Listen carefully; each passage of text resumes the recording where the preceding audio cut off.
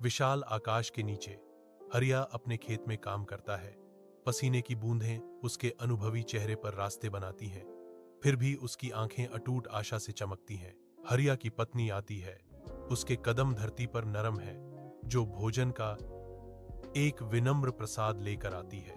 मैं तुम्हारे लिए कुछ खाना लाई हूं प्रिया, तुम थक गए होंगे, वह कहती है। उसकी आवाज धूप से सराबोर खेतों में एक मधुर धुन है।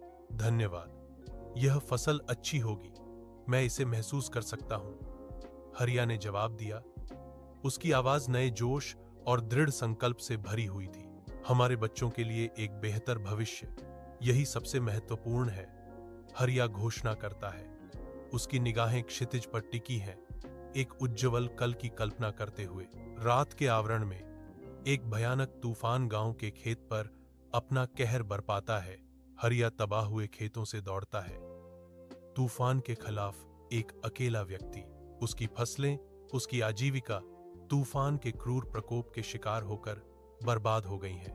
निराशा से अभिभूत हरिया रोता है। उसकी बेबस विलाप तूफान की गर्जना में खो जाता है। एक कठोर साहूकार आता है, उसकी छाया हरिया के घर के विनम्र दरवाजे पर पड़ रही है। हरिया पराजित खड़ा है, उसकी खाली जेबें उसके पेट की खालीपन को दर्शाती हैं। छोटे खाली कमरे में उसके भूखे बच्चों की दयनीय चीखें गूंजती हैं। उसकी पत्नी का आंसुओं से सना चेहरा डर और बेबसी का मिश्रण दर्शाता है। साहूकार की लगातार मांगे हवा में गूंजती हैं। हर शब्द हरिया की आत्मा पर हथौड़े की मार है। हरिया निराशा में डूब जाता है। उसके परिवार की दुर्दशा का भार उसे अपने विशाल बोझ तले कुचल देता है। गांव के खेत में हरिया बैठा है, डूबते सूरज की पृष्ठभूमि में पूरी हार का एक आंकड़ा। उसका चेहरा निराशा का एक कैनवास स्वर्ग की ओर मुड़ा हुआ है। एक मौन प्रश्न हर रेखा में अंकित है।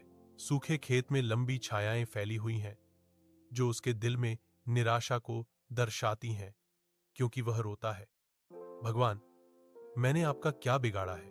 हरिया ने अपनी आखिरी सांस ली। उसके संघर्षों का बोझ आखिरकार उसे ले गया। ग्रामीण इकट्ठा होते हैं, उनके चेहरे दुख से भरे हुए हैं, क्योंकि वे उनके अथक प्रयासों को याद करते हैं।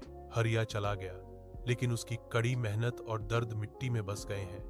वे विलाप करते हैं, जो उसकी स्थायी विरासत का प्रमाण है।